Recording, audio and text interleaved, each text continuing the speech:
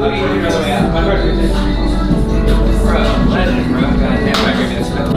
man. Trainer Julian. And I film and stuff like that. We've been friends for like 15 years or something. Where you from?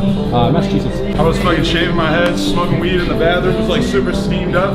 I was so deep into this podcast, and I was looking at my phone, and they're like, J. Cole's here. I'm like, oh, what the fuck? Bro, pleasure, man. Yo, that's crazy. How you doing? What do you mean you're deep in the podcast? Like, editing the podcast?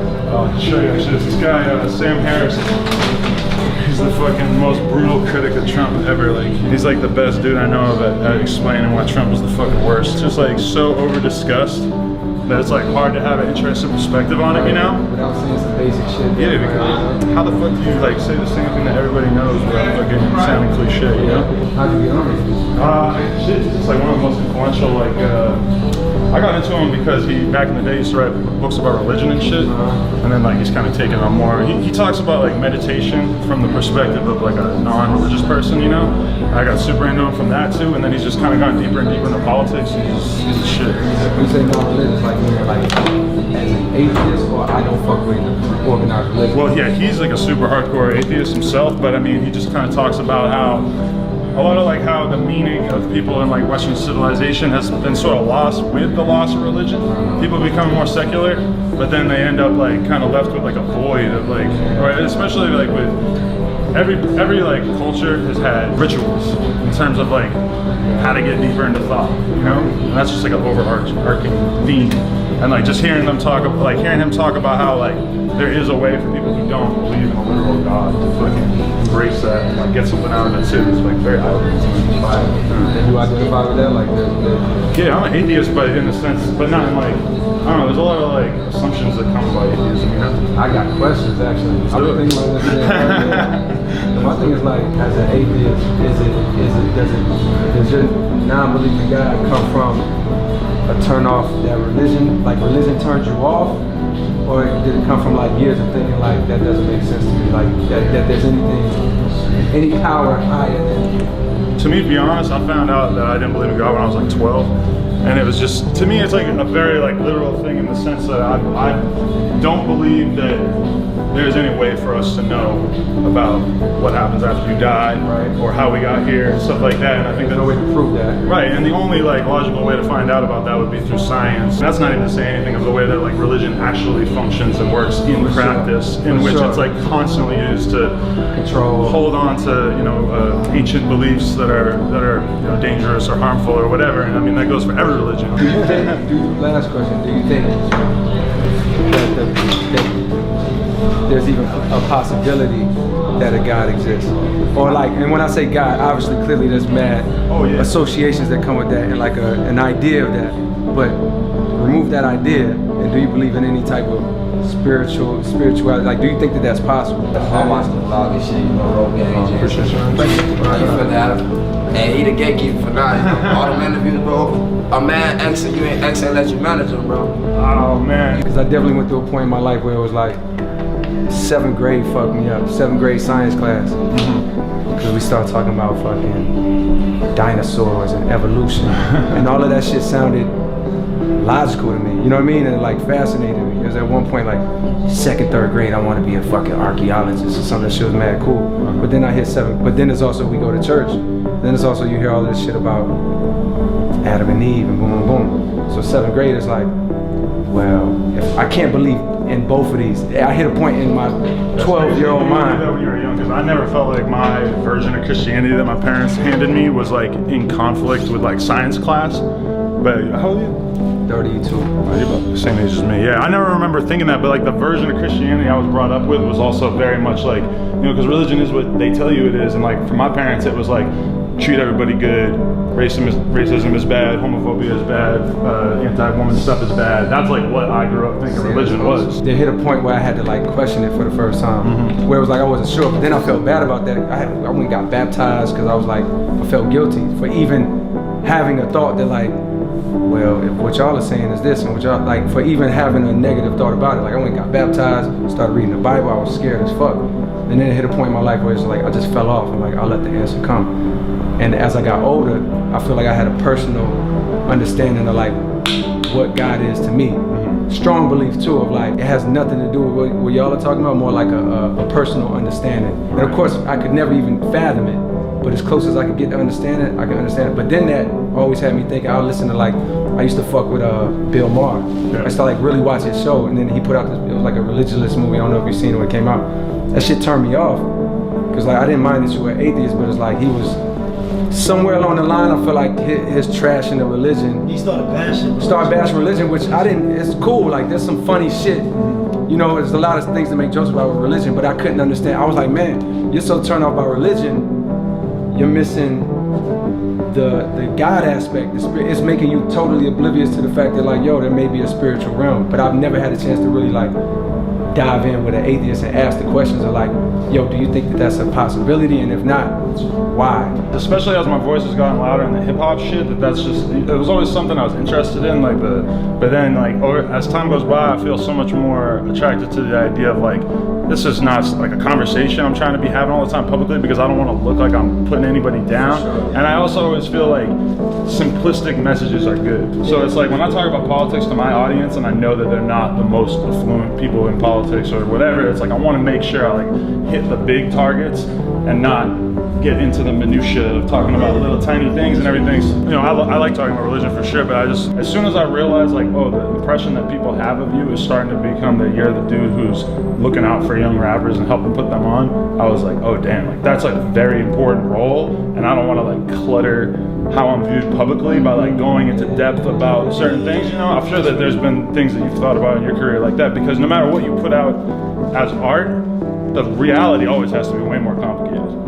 You know? That's real. But for me with religion, I think religion is just the way, like man's earliest attempt to explain why we're here.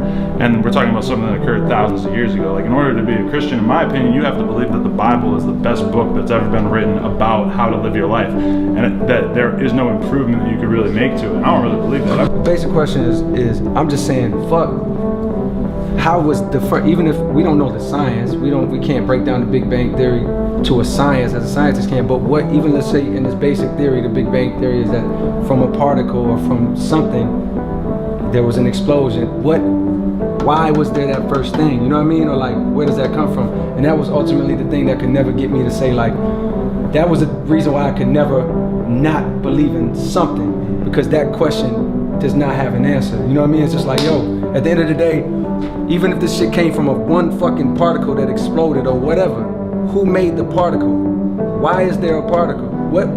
There has to be nothing before there's something. I found out about it last year, when basically, because I was so disconnected for so long to what was going on, just stopped even being a fan. You know what I mean? Or like, you do this shit for so long, rapping since I was 12, making beats since I was 15, took a lot to get to this point, then to that point, boom, boom, and just got like a little jaded. So last year, I decided like, yo, I gotta stop that shit. Like, I have to allow myself to be a fan of whatever the fuck enters my life. So like last year, and the kid got punched on stage. Kid X got punched on stage. And it was like clearly big enough to like make it into my realm. We was on tour or something, niggas like, yo, you just see this kid get knocked the fuck out? We watching the video like, oh shit. Getting the backstory, boom, boom. I don't know who none of these kids are at the time. Then I'm like, damn, like what does bro do? Like, so that leads me to like hear some of his shit. And like, damn, this nigga's actually talented, boom, boom. It leads me to an interview. And then that's how I got on like your shit, you know what I mean? Where it's like, oh damn, there's something happening over here. It's crazy that you found out about my shit like the same way that all these young ass kids who come up to me on the street do. They're all like, no, my first interview was the X interview. It's like, I guess it's a big deal. It was such a weird moment, because that was like I never had like conversations with A&Rs and label people before then too, and then all of a sudden it became like they couldn't get to him, so they were trying to get to me. Yeah. Wow. That's crazy that kid was saying too. He was like, oh man, actually, manager. I'm like, no. Was that a thing? Was that like I'm not that deep? Yeah, because we were like talking when he was in jail like the first time around, and he was just like, yo, tweet it. Like he's like, you're one of the only people I trust, tweet it. Say you're my manager. I'm like, thinking in my head, I'm like, I don't know, like, I don't want to be anybody's manager, and you're crazy. And then he's like, no, tweet it. And then I'm like realizing in my head, I'm like, all right, he's like a fucking teenage viral genius, and he knows that me tweeting that'll be a big thing regardless of if it actually happens. So I tweeted, and then shit went crazy, but it was never really a real thing. And to be honest, it's like. But did you have hopes? Like, man, maybe this could be. Like, did you see yourself as like that? I believe in him so much. Like, even he just put out this little 5-song EP. It's like 9 minutes, and like when I was listening to it, I was just like, oh my god, I forgot how good he is. Like, he just has a voice that's like the craziest thing ever. But like my whole thing is, I don't think I would ever really want to manage somebody specifically, because how I judge myself is how I can affect the culture. And it's like, I don't think I can affect the culture that much by managing one person. Right. Because there's like ups and downs, and it's really only like, even if you manage the biggest artist in the world, it's still just one of many. And like, to me, it's like, I love doing the interview thing because I feel like I can just engage with so many different voices, you know, like being like, I did a fucking Master P interview last year, and I did interviews with kids who got like 5,000 followers. I was like 17 worshiping Elliott Wilson when he was fucking running XXL. Wow. And like, I've told him that, and he trips out because I can tell he doesn't get told that much. Because like a lot of times the media, that's like been a weird thing to realize, is that that's my obsession, is that specific, the media company thing, and that it always has been since before I knew enough to realize that that's what I was gravitating towards, you know? Yeah, that's great. That didn't come across. The only hint I got of that, I had no clue. The only hint I could get of that is that I seen you like interview Combat Jack, and it was like, yo, you showing this dude a level of respect that's like, you clearly have it. I was just like, yo, this nigga clearly, you know, I didn't do my research, but I'm just like, oh, he's like a, you know, like a, I don't know if it's BMX, there's a dude like BMX dude in the rap music, started a store, stumbled on this shit, not knowing that maybe you were masterminding some shit like this the whole time, or at least had a heavy interest in this shit. Yeah, that's like, I started out with the podcast angle, and then I was like started to realize like, oh no, like the future of what I want to build is like a media company, like, because I really have seen a lot of the biggest media companies fall by the wayside, and they don't really like matter that much like anymore, which is kind of sad. There's like a lot of reasons for it, but I feel like I just like accidentally, like, because I didn't want to start a rap podcast, I just like started doing, like, I had a BMX podcast for a couple of years, and then I was like, man, like there's underground rappers and people with clothing lines and all this shit who I want to fuck with, and they don't fit into the BMX podcast context, so it's like, I'm just gonna create this podcast so I have a reason to like be able to talk to people. But I didn't like want it to be rappers only or whatever, but then after a while it just kind of became so obvious that that's what like people were really gravitating towards, you know? That's still not rappers only, but that seed of like me wanting to create content for that reason is like totally like propelled me into this whole world of like, I'm gonna be able to create like the next World Star. But whereas like World Star is like new J. Cole video, bitch getting beat up in a fucking Popeyes, and then you know, twerk competition or whatever, is that like I want to change the context up, because I feel like, you know, rap deserves better in a way, you know? I hate to talk about World Star. I just feel like there could be like a different kind of media company, and that like right now it's actually like prickly territory right now, because it's still, I believe it's still way too rooted in me right now, and that's what I want to build out, is make it so that I'm just like one of a bunch of different faces that are all different, you know, men, women, different colors, everything. Just like, I need to make it more of like a hive rather than so centrally around me, you know? Yeah. That's the weakness of the business, I believe, right now, is like just the fact that it's too centered around me. But I can continue to do stuff as like an influencer or a content creator or whatever, but also create No Jumper as this like thing that could be a lot bigger than me. Live on its own and grow beyond you. That's the dream. That's it, bro. Well, congrats. Appreciate that. Shit's hard. Can I get a phone number? We can meet up. Hell Fucking amazing.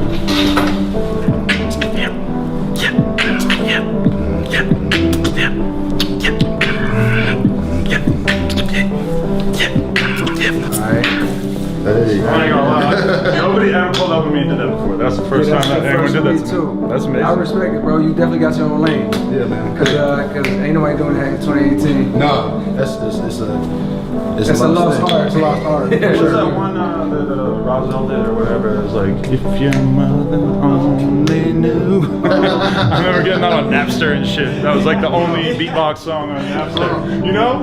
Shoot me a text, bro. No doubt. I love you, bro. Thank you, bro. It was amazing. Hell yeah, bro. Nice to meet Be you. in touch.